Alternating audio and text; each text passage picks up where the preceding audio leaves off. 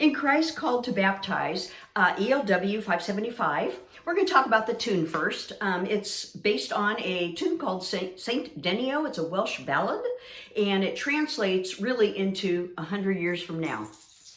It was popular in the 19th century and first published in 1839, and it refers to Saint Denis, the patron saint of France. I guarantee you will recognize it. And this is also published in 2 hymnals, this particular song.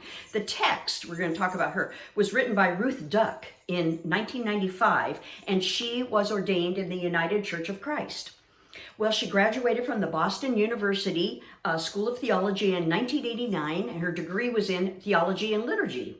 And since then, she's been an active scholar, hymn writer, and composer. They all are.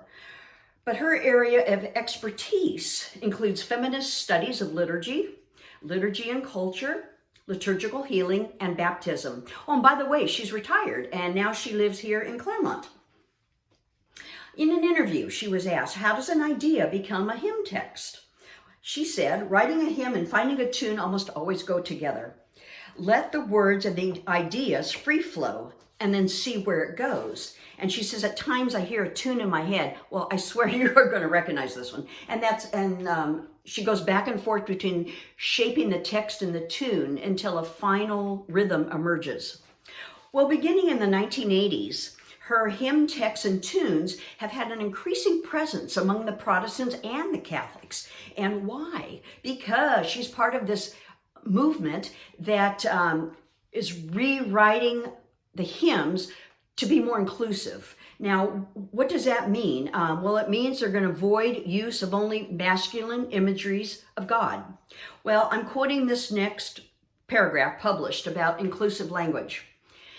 We're aware that much of the church's theology and liturgy has historically been sexist in its phrasing, and not to mention its content. And we're smart enough to see that the restriction to one gender isn't intended or endorsed, despite what our language might suggest. We don't think, for instance, that what matters in the incarnation is that Jesus became man, but that Jesus became human. You'll notice that inclusive language is seen more and more in the Green and the Red Book. Well, and sometimes you hear me belting out a song, and all of a sudden like, whoa, what happened? And here's an example. 3rd verse of Holy, Holy, Holy. I am going to sing it without thinking as, though the eye of sinful man thy glory may not see. But you all, if you're reading the hymn, are going to sing, though the eye of sinfulness thy glory may not see.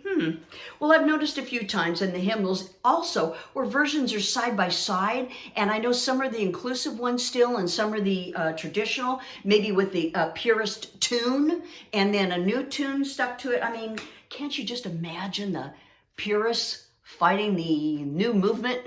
Who's going to get published?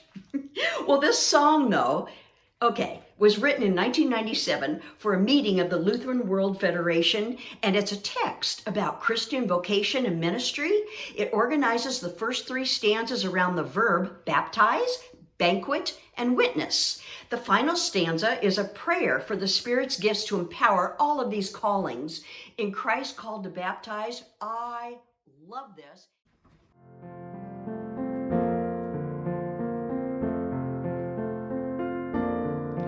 In Christ called to baptize, we witness to grace and gather a people from each land and race. In deep flowing waters, we share in Christ's death, then rising to new life, give thanks with each breath. Called to banquet, one table we share, of haven, of welcome, a circle of care. Although we are many, we share in one bread, a cup of thanksgiving proclaims Christ our head. Called to witness darkness. By grace we will preach the life-living gospel.